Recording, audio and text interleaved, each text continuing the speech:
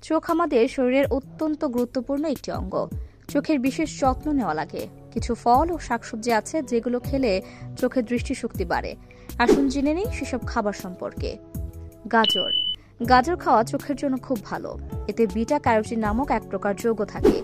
এছাড়া থাকে vitamin A, যা চোখের জন্য খুব ভালো। যাদের রাতকানা রোগ রয়েছে তারাও কিন্তু গাজর খেতে পারেন। পালং শাক। আপনার চোখ ভালো রাখতে সাহায্য করবে পালং শাক। এতে প্রচুর পরিমাণে ভিটামিন সি, লুটেইন ও জেক্সান্থিন নামক এক প্রকার অ্যান্টিঅক্সিডেন্ট থাকে, যা আপনার চোখ ভালো রাখতে সাহায্য করবে। চোখের দৃষ্টিশক্তি বাড়াতে সাহায্য করে এটি। ক্যাপসিকাম। ক্যাপসিকাম ভিটামিন সি সমৃদ্ধ একটি খাবার। এটিতে প্রচুর পরিমাণে অ্যান্টিঅক্সিডেন্ট থাকে, তাই ক্যাপসিকাম আপনি তরকারিতে দিয়ে খেতে পারেন। আবার অনেকে ক্যাপসিকাম কিন্তু কাঁচাও খান। এতে ভিটামিন সি থাকায় আপনার চোখের জন্য খুব ভালো। তাছাড়া যাদের ছানি পড়া ঝুঁকি রয়েছে তা কাটাতেও সাহায্য করে ক্যাপসিকাম। ব্রোকলি। ব্রোকলি খাওয়া স্বাস্থ্যের জন্য খুব ভালো। যদিও এই সবজি শীতকালে বেশি পরিমাণে পাওয়া যায়, তবে বাজারে কিন্তু প্রায় 12 মাসই ব্রোকলি এখন পাওয়া যায়। এতে ভিটামিন সি থাকে, যা চোখের জন্য খুব ভালো।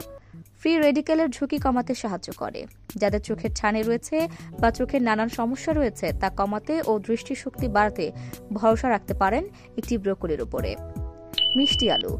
মিষ্টি আলুতে প্রচুর পরিমাণে বিটা ক্যারোটিন থাকে, যা আপনার চোখ ভালো রাখতে সাহায্য করবে। তাছাড়া থাকে ভিটামিন এ, স্নায়ু সুস্থ রাখতে সাহায্য করে। বয়স হওয়ার সঙ্গে সঙ্গে অনেকেরই চোখের দৃষ্টিশক্তি কমতে পারে, তাই বয়স্ক ব্যক্তিরাও কিন্তু নিত্যদিন খেতে পারেন মিষ্টি আলু। আমলকি। আমলকিতে প্রচুর পরিমাণে ভিটামিন সি থাকে, যা চোখ ভালো রাখতে ও দৃষ্টিশক্তি বাড়াতে সাহায্য করবে। তাই আপনি রোজ কাঁচা বা পাকা আমলকিও খেতে পারেন। লেবু। কমলা লেবুতে প্রচুর পরিমাণে ভিটামিন সি থাকে, যা চোখের রক্তনালী পরিষ্কার রাখতে সাহায্য করে। ছানি পড়ার ঝুঁকি কমাতে সাহায্য করবে, পাশাপাশি চোখের যে কোনো বড় রোগের ঝুঁকি কমাতে সাহায্য করে। ব্লুবেরি। বেরি জাতীয় যে কোনো ফলই নিত্যদিন খেতে পারেন। এতে প্রচুর পরিমাণে অ্যান্টিঅক্সিডেন্ট থাকে, যার চোখের সমস্যা কমাতে সাহায্য করে। ফ্রি রেডিক্যালের বিরুদ্ধে লড়াই করতে সাহায্য করে।